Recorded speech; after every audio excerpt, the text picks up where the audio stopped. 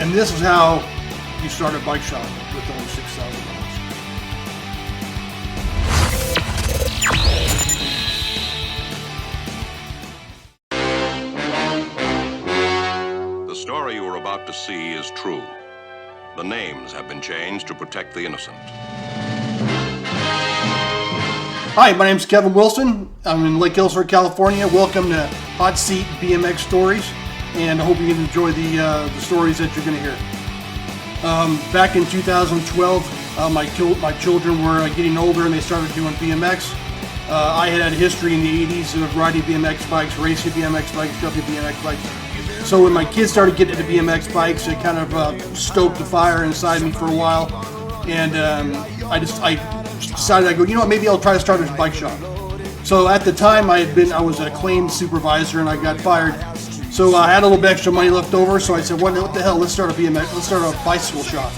So I cashed out one of my retirements. It was $6,000, and I started my bike shop. So what happened was, normally you would have money allotted for rent, for all the supportive functions that needed to be open the bike shop, but I just had $6,000. So what I did was I went out and I bought 3 bikes from an unknown bike manufacturer. I could afford a couple tools. I think I bought a bench-mounted bike stand. I think I could afford a rubber mallet. I had some socket sets, a Phillips screwdriver set, and then I raided my toolbox at home, and I think I had a tire gauge and a ball-peen hammer.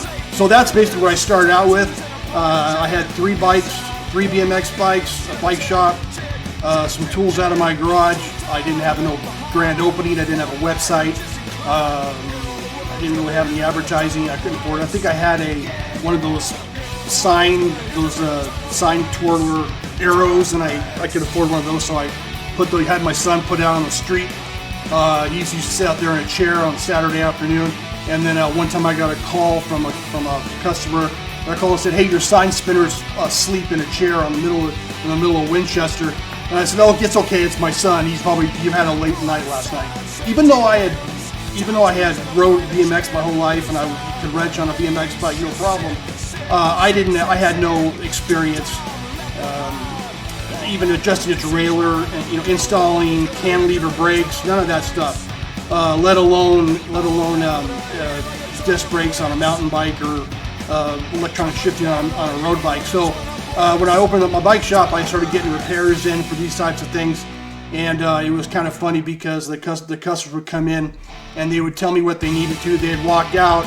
I'd come up with some figure that I thought was appropriate, and as soon as they left, I'd get on YouTube and I'd start Googling on how to do these repairs on YouTube. I'd call family members. I call my brother and ask him, like, "Hey, how do I adjust a derailleur on a 2007 stunt jumper?" And so he'd be walking me through how to do it over the phone. It was a big joke within the family. I did that for about 6 months. It was really embarrassing when people would come in to pick up their bikes. They weren't ready. They'd see me out there in the repair area with my phone open, watching YouTube videos and stuff. But I got that done. I finally hired a mechanic. The funny part about it is the mechanic showed up as a customer one day, and I was trying to adjust a derailleur on a mountain bike on an old stunt jumper.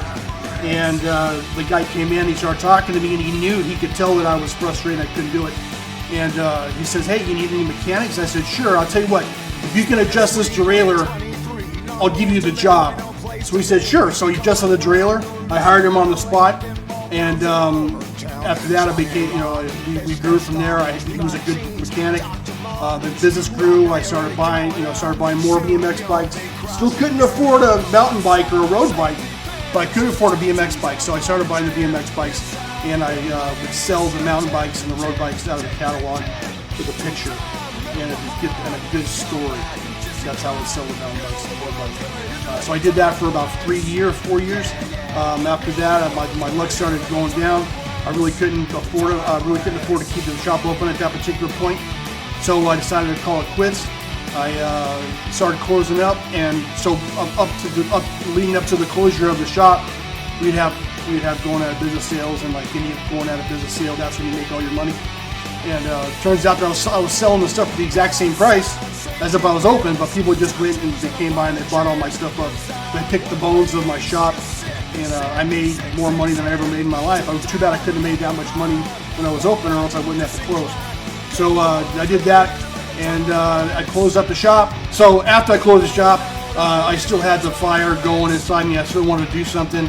I thought about it for a couple of years, and I got my commercial driver's license. I started driving a truck for a while, and while I was driving my truck, I listened to a lot of podcasts. I listened to a lot of YouTube videos while I was driving. I didn't watch them. I listened to them, and in case the DOT's watching this, I listened to the videos. And I started getting an itch for it again. I started getting in the mood, and I started thinking, man, I would like to do something where guys come on the video, they tell their story about what their BMX stories when they were growing up, horror stories when they crashed, stories about how they bought their bikes, what happened to their bikes, and so forth. So that's what led me all to this particular point right now, and so that's why I'm here doing this video, sharing some of my stories. And hopefully in the future, some of you out there will contact me and want to share your stories too. Hot Seat BMX Stories is actually a subsidiary of BMX Brokers of Southern California. At BMX Brokers of Southern California, we assist people in picking up bikes that were purchased online or the phone, and picking them up, packing them up, shipping them within the continental United States and overseas. You can check us out at bmxbrokers of Southern California.com.